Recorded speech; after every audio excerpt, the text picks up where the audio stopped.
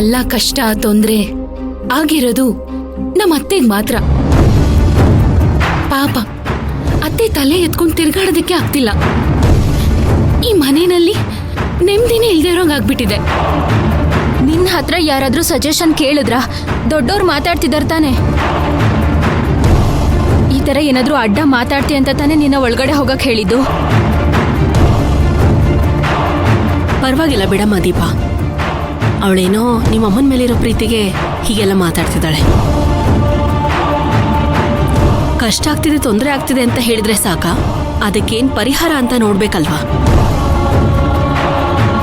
ಇಷ್ಟು ದಿವಸ ಆಯ್ತು, ಮುಂದಕ್ಕೇನ್ ಮಾಡ್ಬೇಕು ಅನ್ನೋ ಮಾತೇ ಬರ್ತಾ ಇಲ್ವಲ್ಲ. ಈಗ ನಾನೇನ್ ಮಾಡ್ಬೇಕು ಹೇಳಿ? ಧ್ರುವ ನನ್ನ ಮಾತು ಕೇಳ್ತಾ ಇಲ್ಲ.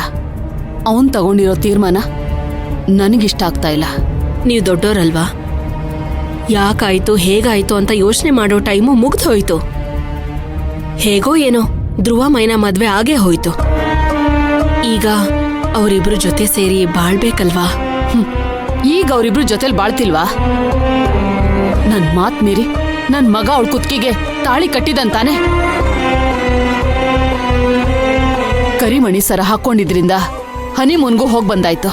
ಎಲ್ಲ ಮುಗ್ದಿದೆ, ಇನ್ನೇನ್ ಬಾಕಿ ಇದೆ ಹೇಳಿ? ಮದ್ವೆ ಆದ್ಮೇಲೆ ಗಂಡ ಹೆಂಡತಿ ಬೇರೆ ಬೇರೆ ಇರೋದು ಸರಿ ಇರತ್ತಾ? ಅದಕ್ಕೆ ಅದ್ರ ಬಗ್ಗೆನೇ ನಿಮ್ ಹತ್ರ ಮಾತಾಡೋಕ್ ಬಂದೆ. ಅದಕ್ಕೇನ್ ಮಾಡ್ಬೇಕು ಅಂತ ಹೇಳ್ತೀರಾ?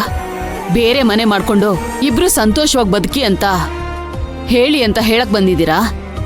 ಜೀವನ ಅನ್ನೋದು ಮನೆಯಲ್ಲಿ ಚಿಕ್ಕವರು ದೊಡ್ಡವರು ಎಲ್ಲ ಸೇರಿ ಸಂತೋಷವಾಗಿರೋದೇ ತುಂಬಾ ಮುಖ್ಯ ಅಲ್ವಾ? ಮೈನಾ ಧ್ರುವ ಇಬ್ರು ಹಾಗೆ ಇರ್ಬೇಕು. ಅದಕ್ಕೆ ಮೈನಾ ಧ್ರುವ ಇಬ್ರು ಈ ಮನೇಲಿ ಒಟ್ಟಿಗೆ ಇರ್ಬೇಕು. ಅದು ನೀವು ಮನ್ಸ್ ಮಾಡಿದ್ರೆ ಮಾತ್ರ ಸಾಧ್ಯ.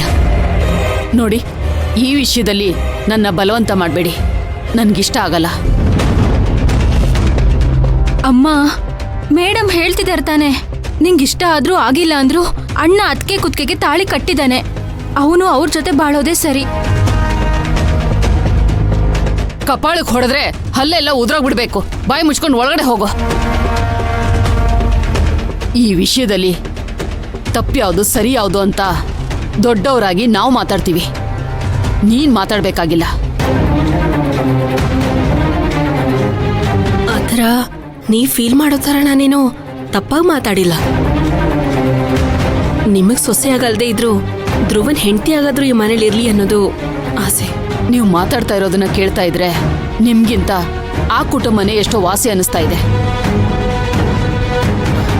ಹೇಳ್ತಾ ಇದ್ದೀನಲ್ಲ, ಈ ವಿಷಯನ ನನ್ನ ಹತ್ರ ಮಾತಾಡಬೇಡಿ, ನಾನು ಉತ್ತರ ಕೊಡಲ್ಲ. ಹೊರಟ್ಬಿಡಿ ನೀವು. ನಿಮ್ ಮನ್ಸಲ್ಲಿ ಏನ್ ಇಟ್ಕೊಂಡು ಮಾತಾಡ್ತಿದ್ದೀರಾ ಅನ್ನೋದೇ ಅರ್ಥ ಆಗ್ತಿಲ್ಲ.